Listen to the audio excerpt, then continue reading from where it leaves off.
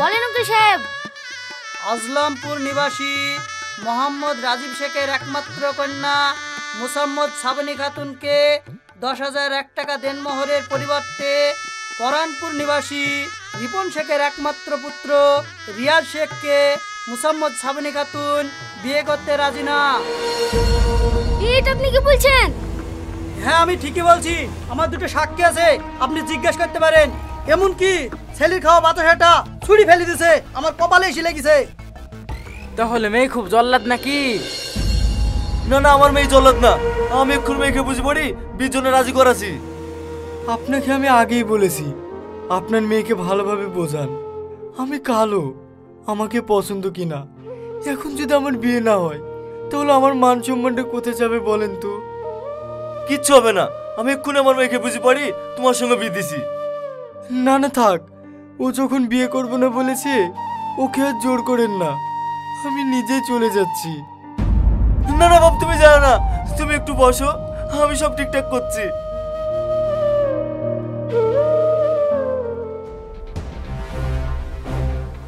এই বুড়ি, আমি কি শুনছি?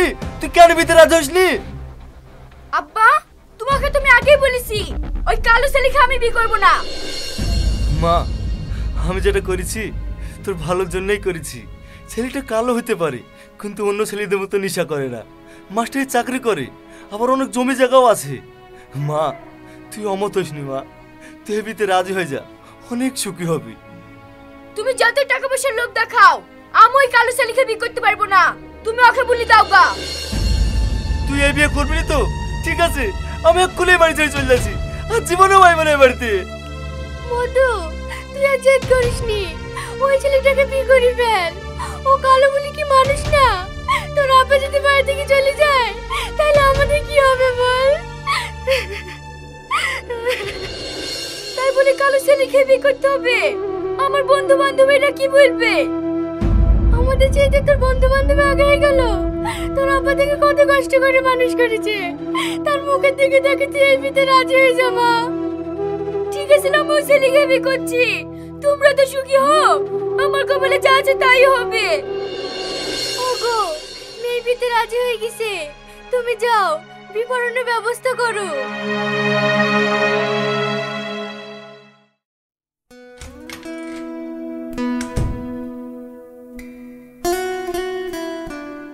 কি ব্যাপার, তুমি এখানে কোথায় এসছো? তুমি আমার বউ, আমি তোমার কাছে আসতে পারিনি। না, দেখো, আমি তোমাকে ফ্যামিলি চাপে বিয়ে করেছি, তাই বলেই না আমি তোমাকে স্বামী বলে মেনে লইছি। তুমি খবরদার আমাকে স্পর্শ করবে না। জানি আমি কালো বলে তুমি আমাকে ঘৃণা করো, আর শুধু তুমি না, সবাই আমাকে ঘৃণা করে, কিন্তু আমি কি করব বলো? উপরওয়ালা আমাকে কালো করে পাঠিয়েছে সবার কাছে অপমানিত হওয়ার জন্য। অপমান তো হবাই, তুমি যেরকম কুৎসিত সেরকম কুৎসিত মেয়েকে বিয়ে করবা? আমার মতন সুন্দর মেয়েকে কেন বিয়ে করতে গেছো? এখন বুঝতে পারছি সব ভুল আমারই হয়েছে তোমার মতো সুন্দরী মেয়েকে বিয়ে করে। ঠিক আছে, তুমি উপরে থাকো, আমি নিচে শুলাম।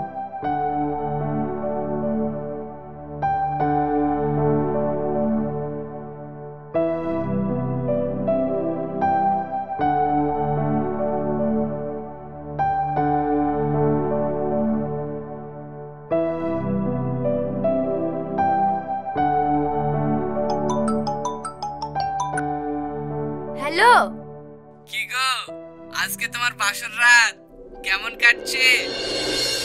ওতে আর কি করো না তো, তোমার লেগে আমার খুব মন খারাপ করছে। কাউকে যদি স্বামী বলে মানতে হয় তাহলে তোমাকে মানবো, অন্য কাউকে না। তাহলে এখন তোমার ওই কাল পেঁচা স্বামী কি করছে? ওই পেঁচা খেয়ে খাট থেকে নামিয়ে দিয়েছি, নিচে শুয়ে আছে। বাহ, খুব ভালো কাজ করেছো। ওকে বিয়েই বা করা কেন, আর খাট থেকে নামিয়ে দেয় বা কেন?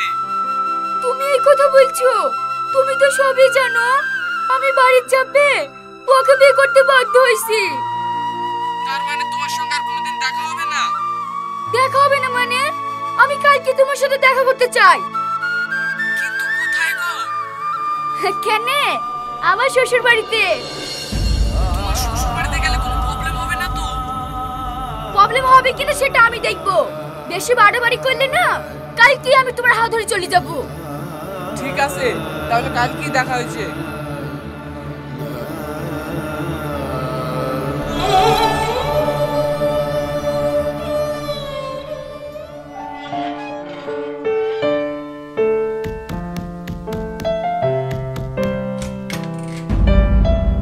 কি ব্যাপার, কাকে চাই?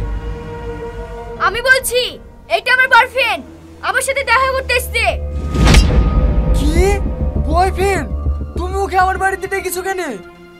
সরি, আমার ওকে ডাকা বিশাল ভুল হয়ে গেছে, তুমি আমাকে ক্ষমা করে দাও। চলো যান, আমরা পার্কে গিয়ে গল্প করি কি। না না, তোমাদেরকে পার্কে যেতে হবে না, তোমরা এই ঘরে বসে গল্প করো। আমি এই গ্রামের মাস্টার, আমার মান সম্মান আছে। দোহাই, আমার মান সম্মানটুকু নষ্ট করে দিও না। ঠিক আছে, আমরা তাহলে পার্কে যাচ্ছি নি, তুমি বাজার থেকে ভালো ভালো খাবার কিনলে এসো। আসে যান ভেতরে। কি হলো, তুমি এখানে দাঁড়িয়ে থাকলে যে? যাও বলছি, যাও।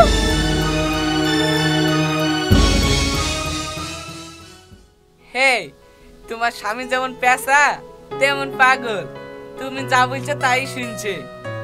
তুমি দেখো না, ওকে আমি গোলাম করে রাখবো। তা রাখো, তুমি যে বলেছিলি ওর সঙ্গে জাতামাতা কাজই করে আমার সঙ্গে চলে আসবা, আর ও তো তোমার সঙ্গে কাজই করছে না, তো আমার সঙ্গে যাবা কি করি? হ্যাঁ রে, তুমি দেখো না, ওর সাথে চাতমাতালি কাজ করি, তোমার সাথে চলে যাব।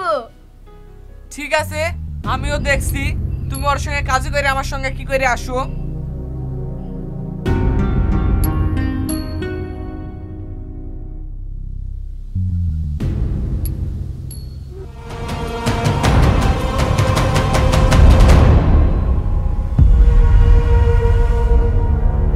কি গো, তুমি বালিশ খেতে সব বাড়ি ফেলছো কেন?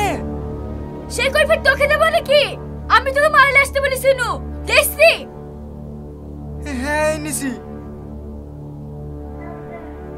দেখো লাও।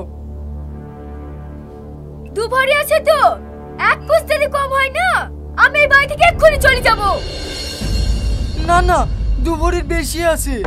আরে দেখো, এই কানের দুটো তোমার জন্য নিয়ে এসছি, আমার খুব পছন্দ। দেখি, ইয়া কোনো ডিজাইন হলো? নিয়ে যাও তোমার কানের। তোমার পছন্দ হয়নি?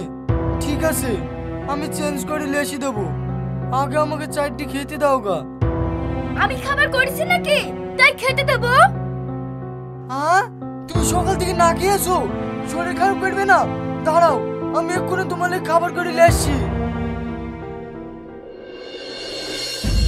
ওকে আমি এত অত্যাচার করছি, ও আমার সাথে ঝামেলা করছে না কেন? ও যদি আমার সাথে ঝামেলা না করে, তাহলে আমি ওকে তালাক দেওয়ার বয়ফ্রেন্ডের কাছে কি করে যাব? হ্যাঁ, একটা উপায় পেয়েছি, কালকে আমি বয়ফ্রেন্ডের কাছে যাবই।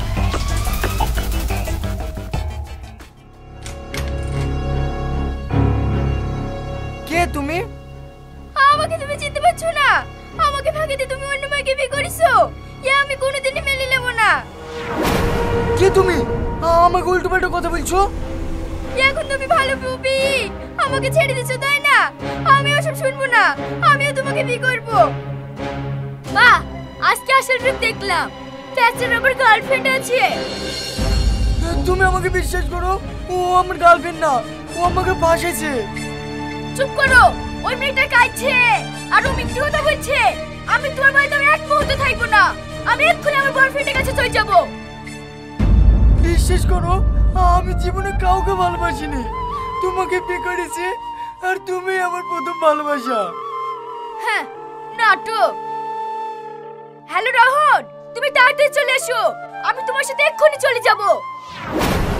যাবনি, তুমি আমাকে ছেড়ে চলে যেও না।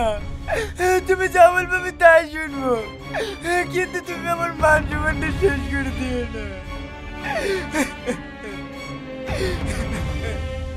তোর মান সম্মান লিখে আমার জীবনটা নষ্ট করবো নাকি? ছোট সামনে থাকি।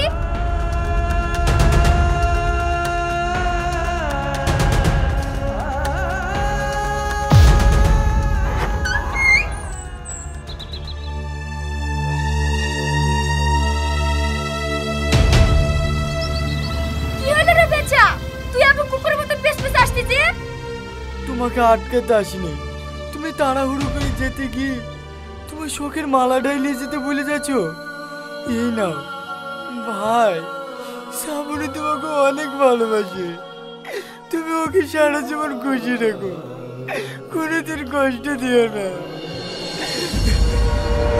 সর এখান থেকে, শালা পেঁচা আবার এখানে জ্ঞান দিতে এসছে। এই কথা না বাড়ি চলো তো।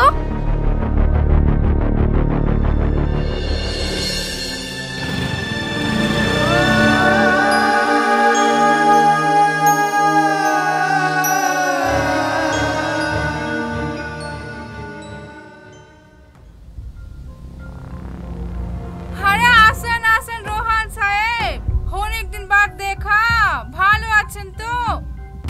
হ্যাঁ ভালো আছি। ধান্দা কেমন চলছে? হ্যাঁ চলছে মোটামুটি। এটা কোন জায়গা? আমাকে তুমি কোথায় লাসলা? তুমি আবার পেছন পেছন কোথায় এসছো? ওখানে দাঁড়াও। মাম্পি ভাই, এই মালটাকে সেল করব, কত দিবেন বলেন? মাল তো খাসা লাগছে রোহন সাহেব, 2 লক্ষ টাকা নেবে? ঠিক আছে, আমি 3 লাখ টাকা দাম নেব। हाँ তোমার কথাই হলো, সেঠজি সাহেব আসবে, তারপর तुमको পেমেন্ট করে দেবে। ঠিক আছে, আমি চলে যাচ্ছি, অনলাইন পেমেন্ট করে দেবেন।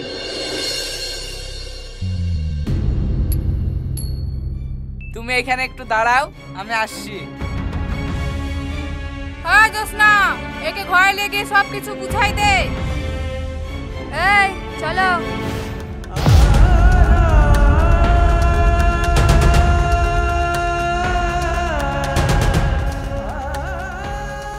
আমি কোথায় যাব? আমার বয়ফ্রেন্ড আসুক তারপর যাব। তোমার ওই বয়ফ্রেন্ড আর জীবনে আসবে না, তোমাকে এই কোঠায় বিক্রি করে দিয়ে চলে গেছে। তুমি কি বলছো বোন? আমি যাকে খুব ভালোবাসতাম আর সে আমাকে বিক্রি করতে চলে গেল, আমি এখন কি করব? বোন তুমি আমাকে বাঁচাও, যা করো তুমি আমার স্বামীর কাছে পৌঁছে দেওয়ার ব্যবস্থা করো। তুই যখন আমাকে বোন বলে ডেকেছি, আমার যাই হয়ে যাক না কেন, তোকে আজ রাতেই আমি এখান থেকে বের করে দেব। তুই আর কাঁদিস নি, চ আমার ঘরে চ।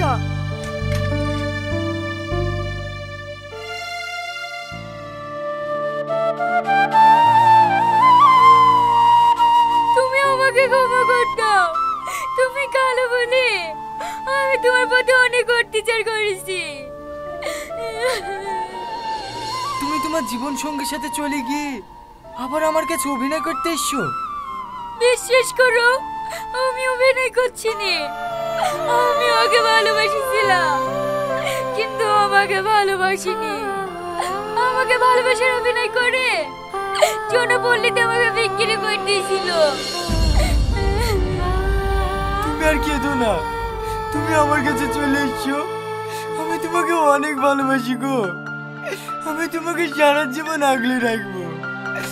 চলো ঘরে। কোনো মানুষকে গায়ের রং বা চেহারা দিয়ে বিচার করবেন না, আর উপরওয়ালা সৃষ্টি কখনো অসুন্দর হয় না, তাই মানুষের উপর দেখে নয়, মন দেখে বিচার করতে শিখুন। ভিডিওটি ভালো লাগলে একটি লাইক করুন। ধন্যবাদ।